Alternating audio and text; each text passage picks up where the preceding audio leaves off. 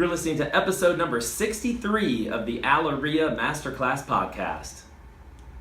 What's going on, everybody? It's Brian Trippe. I'm here in beautiful Birmingham, Alabama. I am with Mr. Matthew Gregory and Miss Christina Krause, and we are going to have a really totally different podcast than we've ever done before. Obviously, we talk about real estate. In particular, we talk about real estate in the state of Alabama, if we can. And so today, at the date of this recording is February 9th, and this isn't going to come out until the middle of March, but we spent pretty much the entire day today, Matthew and Christina and I, just driving around, really looking at a lot of Matthew's houses, doing a lot of cool stuff like that, looking and checking out some of the stuff that he has going on. And so I really don't have an agenda. I want to talk about marketing just because we have Christina here. Yep. But I want to kind of dig into a little bit of Matthew's business as well and just talk about our day and what we did today. Yeah, you guys doing okay today? Yeah. Doing great. So we had a lot of fun.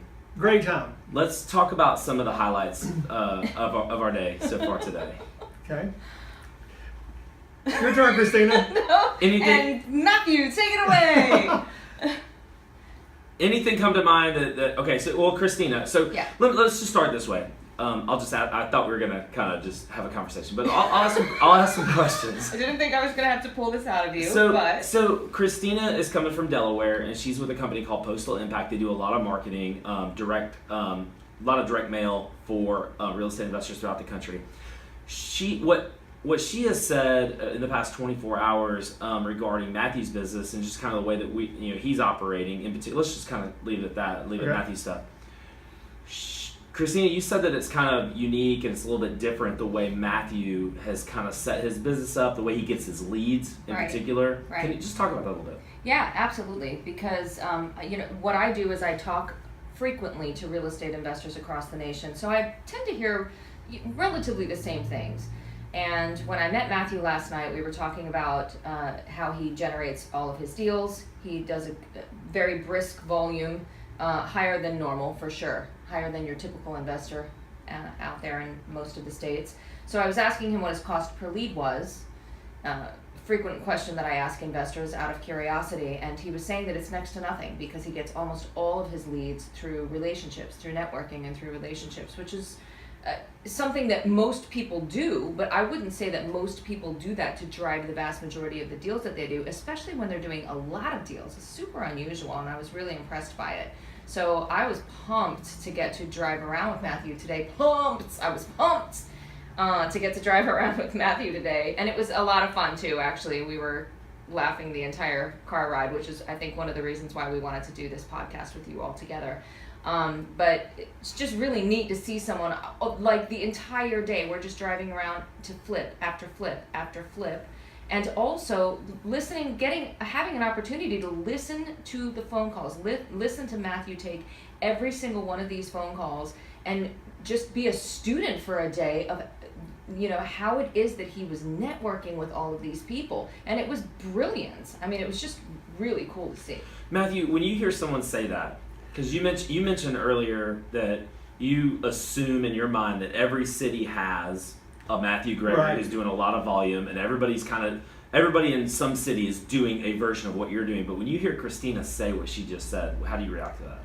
It's kind of uncomfortable. It's I'm excited that I'm doing well in real estate, obviously, but I just figured that every market has a Matthew that is just using realtors and wholesalers and just local people, relationships, things like that. But to seriously though, to get the majority of your deals the way you get them, right, is really. Have you ever just kind of step back to think that wow, I really haven't spent hardly. Yeah, I speak to people nationally who ask me that question, who are spending $10,000 and $20,000 a month and only doing half of my volume. And yeah, I'm thankful that I don't have to spend it. Mm-hmm. I really am. Yeah. So let's talk about networking though for a second, because there's a lot, we hear that all the time. It's almost cliche how much we hear we'll just get out there and network. Yeah. But let's actually let's define that. Let's give some how-to the people who are listening. Let's really dig in and talk about that how to actually network. Christina, what does that look like to you to actually network? Maybe define it how you had always thought of it, Yes. and then maybe define it as you kind of see what I'm doing from a branding standpoint, what Matthew's been doing from a flipping standpoint. Yeah. And it's not even so much that I think that my idea of networking is any necessarily different, but Matthew takes it to a completely different level, and what was impressive to me was the volume that he does. So the advice isn't any different. The shift in people's minds, I think, sometimes needs to be, it is possible to drive a ton of deals, because I think everybody recognizes the fact that it's a valuable way to lead gen. But I don't think they think of it as, hey, I could be pushing 100 deals a year just through networking. I think that's the part that's impressive. So networking to me, immediately, if you're just starting out, for sure means finding your local REIA and making sure that you get plugged into your local REIA. It is absolutely critical that you do that. You need to be connected to not just like-minded people, but also people who are, going to be a part of growing your business. And these are important relationships. One of the phone calls that Matthew took today that stuck out in my mind was a call from a wholesaler who was asking him to come and look at a home, and the wholesaler had met Matthew through AlaREIA, through the REIA. The night before. Night before. I mean, this stuff is real. It actually really, really works. The other thing that I would say is once you get to that REIA, you've got to look at that as an opportunity, as a free or an inexpensive, if the REIA charges, an inexpensive way for you to market. You can't be sitting there. You need to be going up and introducing yourself to people, and finding out what they do, B, letting them know what you do, because they're there for the same reason. And if you feel uncomfortable about that, you've got to push past that, because this is an opportunity for you to grow your business. You've got to look at it like that. Totally. So what I see, obviously, as the leader of a REIA, what I see the biggest mistake I see when it comes to networking, and I mentioned it last night at the REIA meeting, is people come and they sit down in their chair. Yep. And they sit down in their chair for 30 minutes. Mm-hmm. And they might say hi to a couple people they know.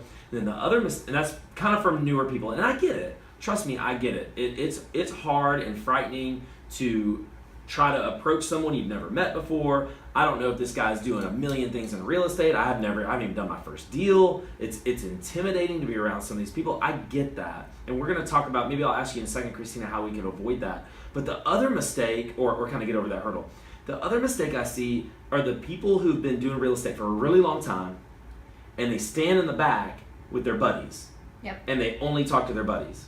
That's a good point. They may not know that there's a brand new hedge fund in town where I got to meet the new hedge fund manager who came last night, and he's brand new. He didn't meet very many people, but I made a point to shake hands with almost every new person. If I didn't recognize their face, I shook their hand and asked them what they do. There are a couple people from the REIA meeting from Nashville who are coming down to start buying heavy volume in Birmingham. How would you know that? Even if especially if you're a wholesaler who's been doing it for a long time, and you're just standing back at the back of the room with your buddies. Yep, absolutely. It's a terrible use of time. But Christina, I do want to ask you, how would someone who's newer, what are some tips that you could give someone to try to get over that hurdle of potentially not wanting to talk to somebody, maybe feeling nervous? What are some tips that you might be able to give somebody? Yeah, for me it's super physical, and because of what I do, I think people have the impression that it's a very comfortable thing for me to do, and it's actually not. In almost every instance, especially when I'm walking into a room full of people that I don't know, I do one of two things. If I walk into a room full of people and I don't know a lot of people, I immediately gravitate towards the people that I know, kind of as a security blanket. And I really have to force myself. When I walk into the room, I have to say, you are not here to, meet up with your friends. You are here to network. So you have to be really purposeful about it. The other thing that I do is I change my physical state, because I have to get out of my head when it comes to that stuff. And people, I've noticed this just in dealing with people, because I go out and I speak a lot. People gravitate towards a friendly face. People gravitate towards someone that looks happy. So I have people say this to me actually all the time. that, you look so happy. That's on purpose. I'm not saying I'm not happy, but I am saying that when I walk into a room, especially when it's a room full of people that I don't know, I will literally pause outside of the door before I walk in, say stand up, and I will say inside of my head, stand up straight, smile, and make sure that I'm physically sending out the message that I am warm, that I'm inviting, that I want to have a conversation. Yes, yeah, you gotta be likable. Yeah. I used to struggle with that too. Yeah, I can see that, Brian. Thank you. Okay. Thank you guys. But You're not very likable. So I used to have, and I still kind of battle it, but I used to look at people's lips when they talk instead of looking at in their eyes. Okay. And for me, like, people would notice that, and I could tell it would make them uncomfortable. It would make me uncomfortable. Yeah, because What are you? They're staring at my lips. but that's something I had to because I've always battled hearing issues. Okay. And I was going to ask you why you were I've had to looking try at to their like lips. read people's lips to make sure I understand what they're saying. But it makes Yeah. people uncomfortable when I do that. Now don't you feel bad for Yeah. you're like you were ripping him and now you're like, oh wait, you're almost deaf. I have a My disorder. bad. My I bad. have a disorder. Thank you. Appreciate that. But just something like that, looking people in the eye, smiling, Yes. shaking their hand with a firm handshake, just little things like that, repeating their name. Once you're asking their name and repeating it to try to make sure you remember it for the next time. Little tips like that can obviously help and make you feel warm and inviting too. Yeah. Matthew, tell me when you go to because you go to a lot of AlaREIA meetings, Yeah. which is awesome because a lot of the guys that do tons of volume, they don't feel like they need to do stuff like that. Obviously, you want to go to network because you're meeting new people. True. But tell me how you approach a AlaREIA meeting when you walk into it. So open the door. Man, this is you're getting down in the nitty gritty This here. is serious stuff. You just meet people. Hey, how are you? Do you have a go-to thing that I want to? Do you have like a go-to agenda, or you just kind of let it come? I don't have a spiel. I just meet people. If they have anything interesting to say, I listen. Are you I try to be purposeful about helpful. Initiating conversation? Yeah, I usually will try to do that, and I try to be helpful. A lot of people ask me questions. I try to answer them and be helpful to get other guys. Yeah, for sure. So. And all that does is open up your network. Like when you're being helpful to someone, Right. it makes them believe It not does that help. it's not that it's a facade, but it makes them believe that you really care about them. And if they have a great deal, guess who they're going to call? Hopefully me. Yeah, Yeah. totally. So let's talk about our day today. So we drove around and we looked at a lot of Matthew's houses. Matthew, just tell us a little bit about what you're up to. It's kind of a little bit of a loaded question, but just for the people that may not know who you are, give people a little bit of background. Okay, Who so are you and what you're I up to? flip houses in Birmingham. I did 65 houses last year. Trying to do maybe 100 this year. I typically have 25 houses in the area, like in the process of flipping. We went to probably 10 today, maybe, and had crews at each house working. I liked what you said too, like that you actually do that. You weren't doing that to show us the houses. What's the purpose of going to those flips, and how often do you do it? I want to look at the quality of the work that's being done. I want to keep an eye on it. If anyone's making any mistakes, I want to be kind of involved to checking in on them.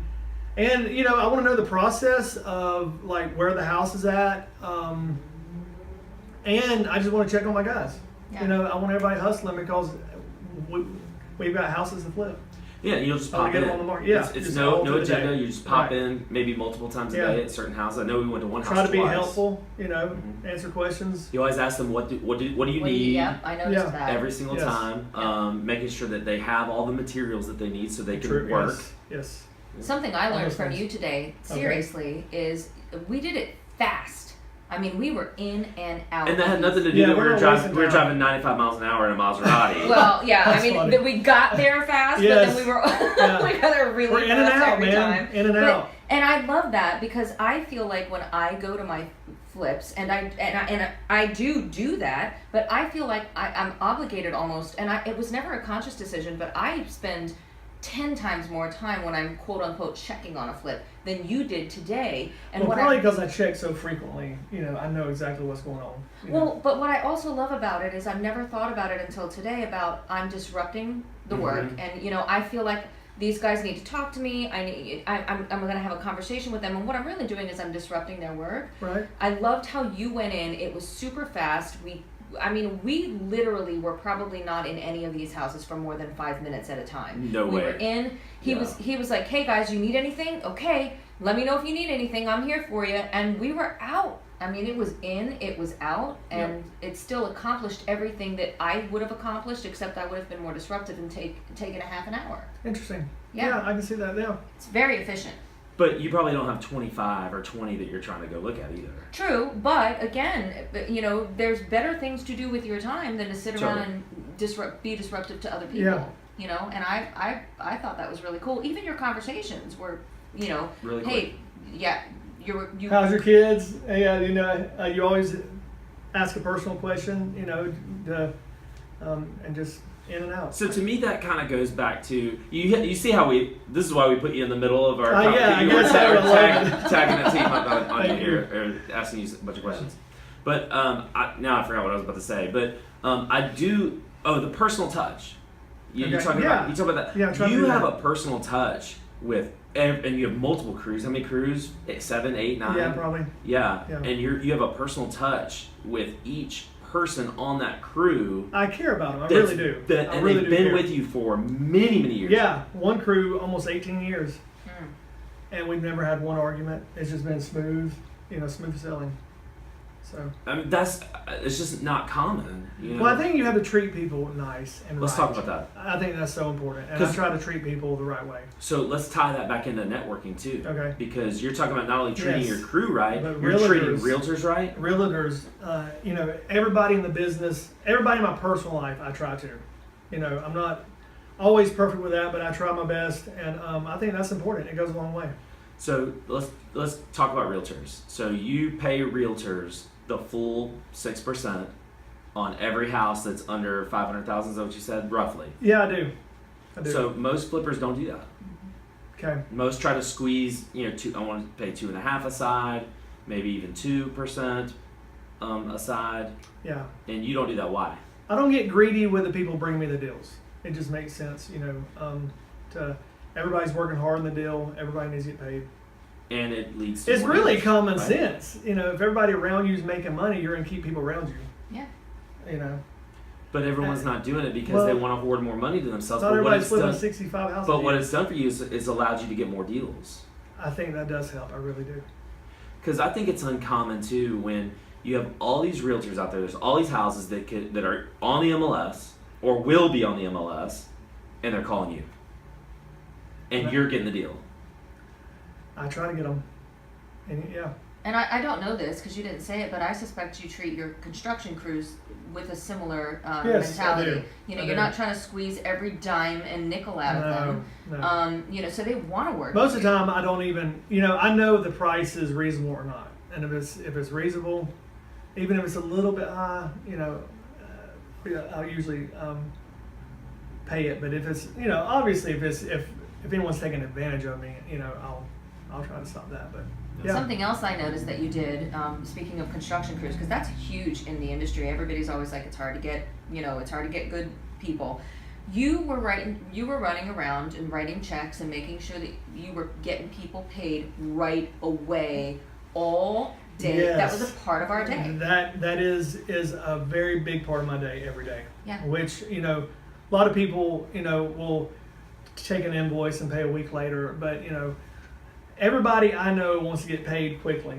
So my deal is you do the work, I'll meet you and write you a check. But you guys can't see it, but Matthew had like that, those books that you used to open and write like the 3 manual checks from and rip them out. I haven't seen that in years and years and years and years. I don't even do it in my own business, and I feel like in the past, to be really honest with you, I have trained people, and I thought it was good business sense to train people that, listen, I pay invoices every other week.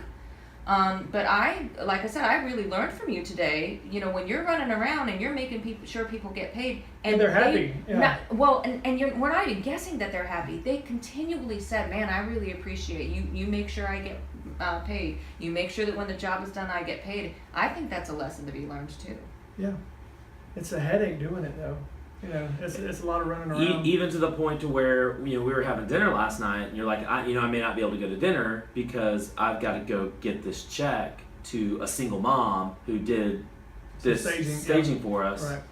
and I got to get this check to her, and it's 9:30 at night. Yeah. But, you know, I also had her staging, you know, 8 o'clock at night and, you know, asking for a favor. And, For sure. you know, I'm thankful for them. I really am. Everybody in my organization, I'm so thankful for. That comes through. Yeah. That's awesome. Well, Christina, let's talk about a little bit about you and what you got going on. First of all, we didn't really do proper introductions, but I think it's great because hopefully that's catching people's attention and, you know, right off the bat. Yeah. And they're obviously listening, you know, 20 or so minutes into this thing. Tell everybody a little bit about you. Yep. Obviously, you came and spoke at AlaREIA. Mm-hmm. Tell us about Delaware and Postal Impact. So, I am an active real estate investor in Delaware. But primarily, I am one of the owners of Postal Impact. We're a marketing company for real estate investors.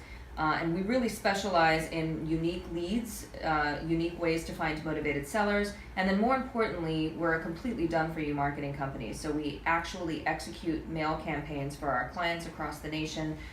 We've very recently started outbound calling leads for our clients. We're basically just an easy button for investors all across the nation. We're lucky enough to have clients all across the nation. So one of the really cool things that we bring to the table is just a nationwide perspective. And what that allows us to do is to guide our clients in a better way. So we know what has momentum. We know what kind of leads are working really, really well because it just seems to work that way. Leads generally there's not usually a hot lead in one area and not a hot lead in the other. For whatever the reason, there tends to be national kind of there's a national momentum behind not only leads themselves, but also different types of marketing. So direct mail, you know, is down. The response rate is down pretty much across the entire nation, but outbound calling is really high, and that is going to change. So we're a company that really keeps our ear to the ground. I travel a lot, so I get to connect like I did today. I mean, today was just an amazing day for me to just get to sit in a car with two rock star real estate investors from Alabama, pick your brains, and bring that information back to my clients. You can bet your bottom dollar, as I'm talking to my clients over the next few days, I'm going to be referencing things that I learned in the car today with you guys. Yeah. I love doing that stuff. And that comes all the way back to networking. Just continuing to grow your network. Yeah. Absolutely. Let's dig a little bit into the specialty leads that you guys do. Sure. First of all, what is... You mentioned last night at the REIA meeting a common lead versus a specialty lead. A common lead is going to be more like your absentee owner, kind of the easier to get leads. Yep. What is a specialty lead, and how can we get specialty leads? Okay, so we can get any kind of lead that you want, but what most people come to us for are leads that are more difficult to get. They can't just kind of go online and get them from anywhere. Our flagship product is Probate Leads, for sure. We have the ability to go into pretty much any courthouse across the nation and get probate leads for our clients. That's usually what people come to us initially for, and we normally will move into other forms of marketing or add other forms of marketing.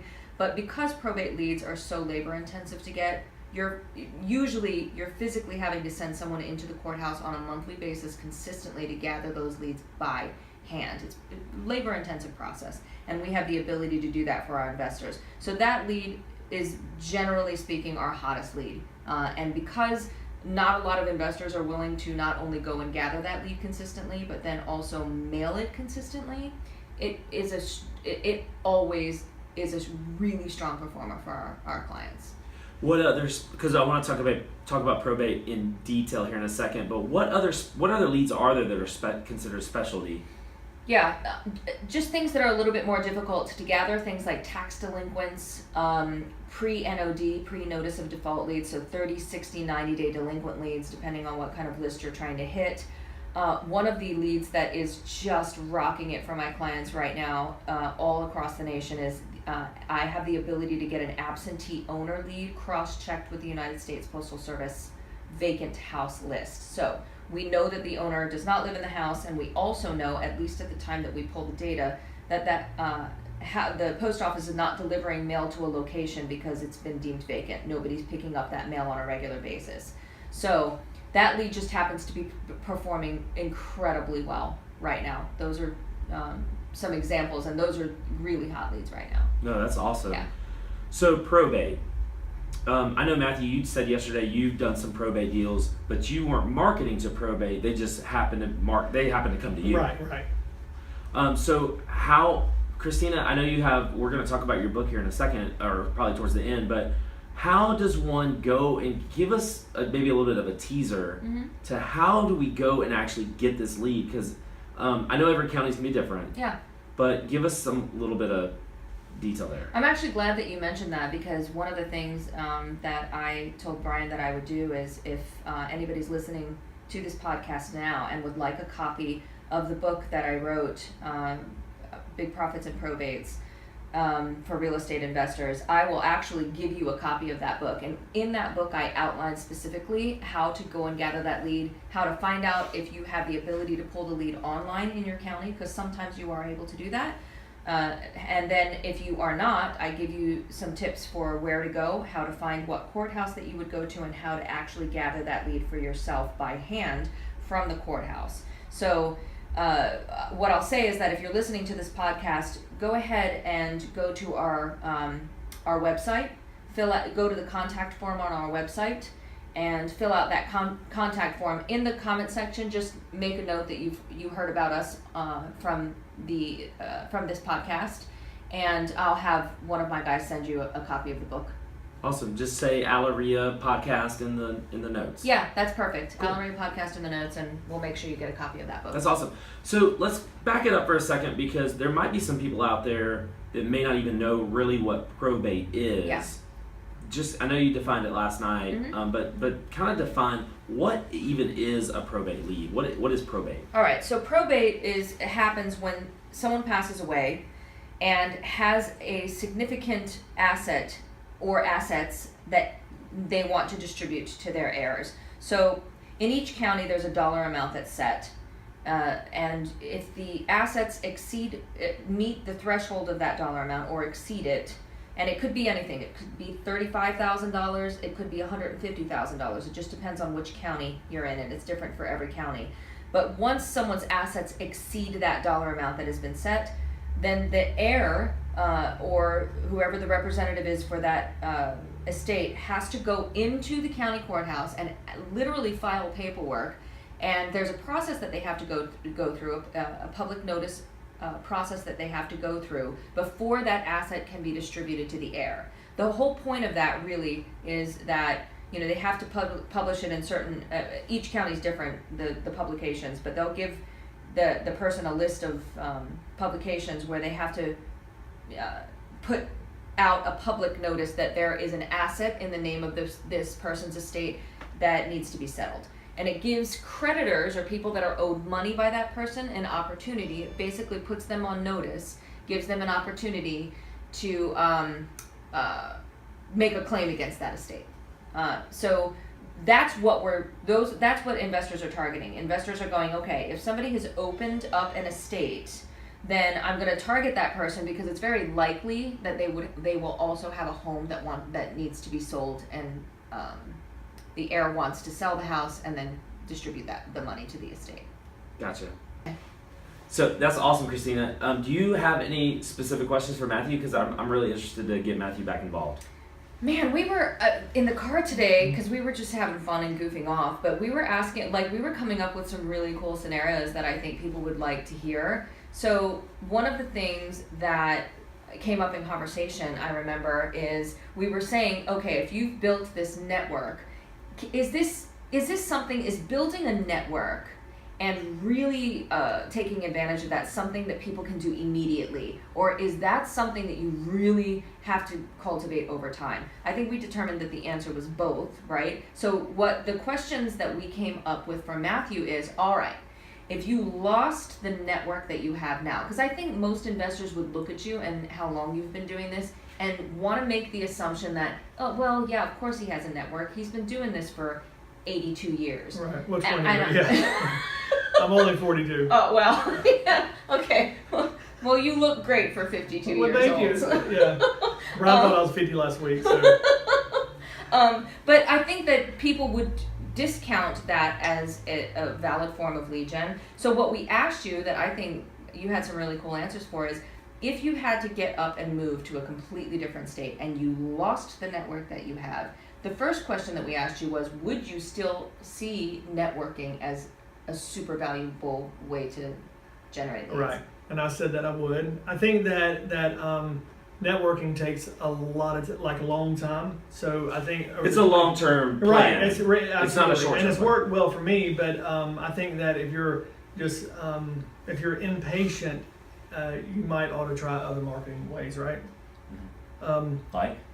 Well, I guess Postal Impact. You guess? And I know. You know. You would want to use Postal You Impact would because this girl really- knows what she's doing. You would want Yes. to use Postal Impact. But I think that what I've done is just, build friendships over 20 years. And I think that if I was dropped off, in a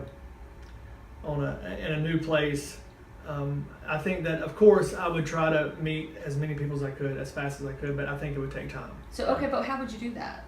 Well, I would, with your iPhone, you'd have Facebook and Instagram and things like that. You could meet realtors, wholesalers. You could go to AlaREIAs. I would knock on doors, just try to meet everybody that I could that could help me get leads. How would you? Lawyers, state That's attorneys. great. Yeah. What would you do specifically? Because I think for a lot of people, they would get stuck on, okay, you can say, I would go meet realtors. Specifically, what would you do if you got dropped off and you knew no one? What would you do? Exactly. I would probably create a Facebook page first of all, and then I would go into realtor offices and do what? And ask what? I would ask who their heavy hitters were, and I would meet them, and I would tell them that I'm a cash investor. Hopefully, when I was dropped off, I'd have some cash, and if I didn't, I would probably go find money first. But I would try to get as much cash, and then I would go to realtors that are producing, and I would ask them to please send me their deals, any as-is properties, any properties in need of repair. Do you make a point of saying, listen, I'm not going to try to negotiate with you on your, is that part of, it rarely comes up because I think all these realtors know that I'm okay with that. Okay. But, I think initially it was probably, I think everybody was surprised that I wasn't hitting them on their, that I was okay with 6%. Yeah. Because, I want everybody making money. I really do. Sure. I think that's important. I do too. Yeah. And I think it's what gives you legs in the business is at the end of the day, you don't want people nickel and diming you to death over every little Right. thing. And then it just sets up this weird relationship, especially when they know that you're profiting from it. Then they kind of feel like you're profiting off of their misery. Right. If you've negotiated them down to a point. I where think it's- everybody leaves at closing very happy, Yeah. So I think that helps. What were some other highlights of the day? Obviously, we went and looked at some houses. We had lunch. We had a great lunch. That's some, We went to the Lovelady Center. yes, we did. Let's talk about yes. that. I really want to talk about that. Okay. Yeah. So, For sure. my mom is the director and founder of the Lovelady Center. It's a nonprofit group, local, that helps struggling women coming out of prison or drugs or just abuse, things like that. And it's housed over in East Lake in the old Easton Hospital. You were really excited to take us over there today. Yeah, I really enjoyed Why? it because I think it's a great ministry. I think that it helps so many people, and it's my mom and my sisters. I'm proud of them. I think it's done some great things. I think that it's helped so many people. It's exciting. But I get excited about a lot of things. You know, I'm an excited kind of guy. So, but okay, all right, you say that, but here's the thing. Maybe not speaking on a podcast, All right, so but I check get this out. excited about most everything else. All right, so check this out. Who's your favorite singer? Probably Chris Stapleton. Right Okay, now. so last year, about 6 months ago, I took Matthew Gregory to see Chris Stapleton with my season tickets at Oak Mountain Amphitheater. Had a blast. And we sat on the 4th row in the dead center. There are awesome seats. And Matthew has a look on his face like, come on, man. and I'm like, Matthew, are you having fun? He's like, oh man, I'm having a blast. And I'm like, okay. I didn't really see it I on was his face. soaking it in. I enjoyed it. Okay, well, cool. Yeah, no, and yeah. I believe you, Right. but this is why I'm bringing this up. Okay. I've never in my life, and I've known you for a year. I've known you really well for a year. Okay. And it's the first time in my life I ever saw your face light up. Even in flipping. Yep. Really? Okay. Yeah. You were were. so You were excited glowing. to Yeah. take us to the Lovelady Center, and I really want to know why do you think you were that excited to take us there? You know, what does that mean to you? Well, I love going there because, you know, God's changing lives there, and it's so exciting. It really is. And I really was excited that you guys have never been, and, you know, I was excited to show you. Well, So, for me, personally, Christine, I'm going to get you in here in a second. For me, I've known about the Lovelady Center because I've been going to Church of the Highlands, and I Right. used to go to their. I don't think they do anymore, but every year they would do an end of the year kind of recap of their finances. You can kind of get in their finances, see exactly where they're giving, where they're sending your money, and the Lovelady Center was always a line item. okay. And so I've known about it. I've known what they've done for 15 years. But to go and to see it It's incredible. and to take the Experience, tour yeah. and to experience it, and not only experience it with the first class tour with, you know, your mom Right. and your sisters and the Right. people that were there. It was really, really eye-opening for me, and I kept asking the questions: Why are there budget issues? Why are there money issues? Why aren't more people giving to this cause? And so obviously, guys, I would encourage you, if you are listening to this, look up the Lovelady Center. Miss Brenda Lovelady has a book now, Yeah. and she they're about to make a movie Yes. out of this Yes. this thing. Exciting. It's really, really incredible ministry. Christina, coming from out of state, obviously this probably wasn't what you were expecting today. You were expecting to ride around with Matthew, which we did, and we looked at a lot of great houses. But you maybe weren't expecting to spend 2 full hours at a ministry like that. No, I actually wasn't even supposed to be here today, and I just found out right before we started recording that my flight got canceled altogether. I was supposed to go home today, but I was telling Matthew that I am so grateful. I mean, as stressful as the day kind of was, as my flight continued to get delayed, now canceled, I know for certain that the reason why I was supposed to be here today ultimately was to be exposed to that, to the Lovelady Center. It's the Lovelady Center, right? Yes, Did I call it the right thing? I want to make sure I call it the right thing. Yeah, that's right. To watch the people that were in charge of that, the love that they have for the women there, and to recognize the fact that these, you know, the people that are running this have dedicated their entire lives. That was really humbling for me. Their entire lives just to giving back and making a difference in someone else's life. One of the things that I get to do that really, I always try to work this into conversations because investors always want to know. I get to mastermind with some of the biggest guys just across the nation, and they always kind of want to know what are common things that you see in people, in successful real estate investors. What are the commonalities?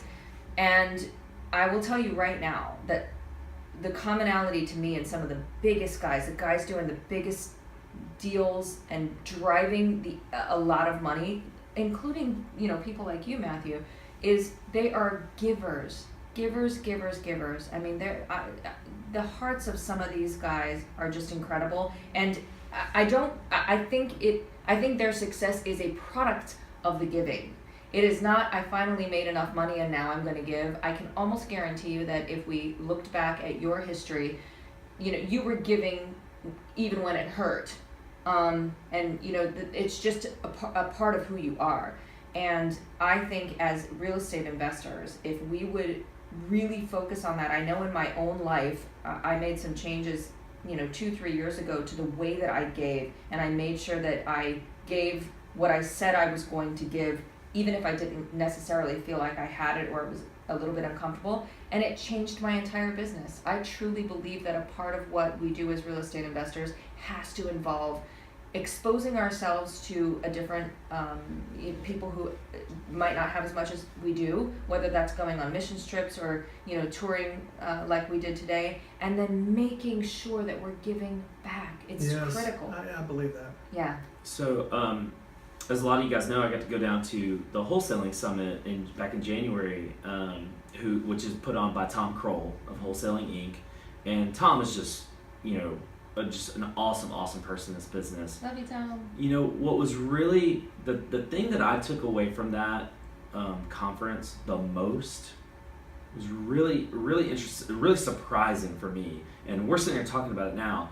Is that Tom got up and gave the initial keynote address when the thing first started, when the very first day, the very first morning, and he probably spent about 15 minutes talking about tithing. And then the next guy got up to speak, and he talked about tithing. And then just throughout the day, the next day, and I was fortunate enough to where I got to speak, and I wasn't planned to say this. It literally just came to me as I was talking, and I started talking about tithing. Yeah. And I don't know, and guys, you're listening to a podcast in Alabama. We're in the Bible Belt, so we're not afraid to talk about some stuff like this. But I believe everything you just said, Christina, that we are put in this position for it's bigger than us. There's stuff that's going on that's bigger than us, and if we can make an impact in any way we can, because the whole time I'm walking through the halls of the Lovelady Center, I'm like, what can I do? And it's not, I wasn't even necessarily thinking about money either. Right. I was thinking about time. Is there a need for me to maybe volunteer? Yeah. I was thinking about resources. We went into a room packed full of, I think your mom said, oh, we just got a 18-wheeler full of toilet paper today, and it was like Christmas Day.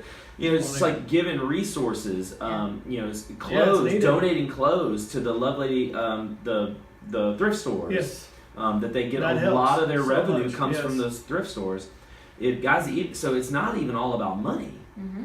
Time, resources. You have a lot of things that you can give that are valuable. Probably stuff that's lying around your house that's valuable to other people and it's not valuable to you. Christina, you talked about last night that you wear 20% of your wardrobe 80% of the time. Right. But that's probably true with a lot of people. What would happen if you were to give away a lot of your wardrobe that you just don't even use anymore and just donate it? Yeah.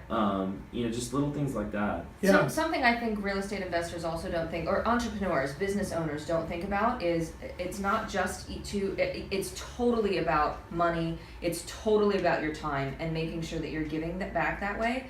But I also think that there's an opportunity for us. I'm all about creative thinking. That's what my business is about. But if we think about our giving creatively, what if you exposed yourself? Because I saw you doing this today, Brian. I saw it happening. So, when you expose yourself to people in need and you find out what are their needs, if as an entrepreneur or a business owner or a business-minded person, you can sit down and think about what their issues are for 30 minutes, just get quiet and say, okay, I hear that this is your issue. Because they'll sit there and they'll say, okay, this is the roadblock we're running into. We seem to constantly have an issue here. Man, I think we could, even if you can't initially get your mind around a financial gift or whatever, the bigger gift might be you just saying, I'm going to give 30 seconds to brainstorming this thing that they're struggling with. We can solve crazy issues for these people if we'll put our minds to it. And our minds are our biggest asset in our businesses, in our lives, whatever. What about that? What about just going, all right, let me hear what some of your issues are. What could I possibly do? Like, how could this possibly be solved? Could I possibly help to think of a solution or a way to come up with how to solve the actual problem? Totally. Yeah. No, that's a great way. Yeah. It really is. Well, guys, I think it was an awesome day. Yeah, I had so much fun. We really did have an it was absolute blast. I'm Yeah. telling you, these guys entertained me to no end, it was so much fun. Every Friday or no? Yeah, I think I'm gonna fly out every Friday now. Oh, yeah. And have you entertain me. So what are we gonna do? Your flight's canceled. Well, I think we're just gonna go out to dinner and laugh right. more. All right, cool. Let's do it. I've got to bring my wife and my two Love it. little itty bitty kids. Love it. You gonna bring your family? We're gonna I'll do try this? to. I'll call them. Let's do this. Yes. Okay. Guys, thank you so much for recording this podcast. Yes, thank you. I think there's somebody out there that really needs to hear this. And, Yeah, and if absolutely. you're listening to this right now, you probably know who you are. Just take action. Just go do something about it. Don't sit on it. Don't sit on the stuff that you've heard today. Go take action with it, and just see where it leads you and what it leads you to do. So you never know.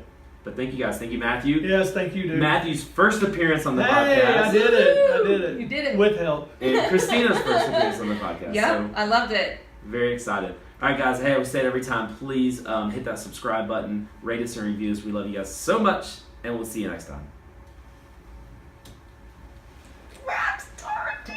Whatever. Didn't Oh that my feel God. good? It It started to feel good, right? Yeah, towards the end, it was getting a little, It starts to feel good. I don't know why I'm like that, but, it just is what it is. Just know that you're not alone in Yeah. feeling like that. And the more you do it, the more you just go, all right, that wasn't so I bad. really think I Okay." should do, is it Toastmasters? I really think I should do that. I've heard a lot of people say that it was hugely helpful for them. It just depends on what you want to do. You said you didn't No, want to speak. I don't, okay, but I want to be able to go on Carry on a podcasts, conversation. right, and not get all nervous.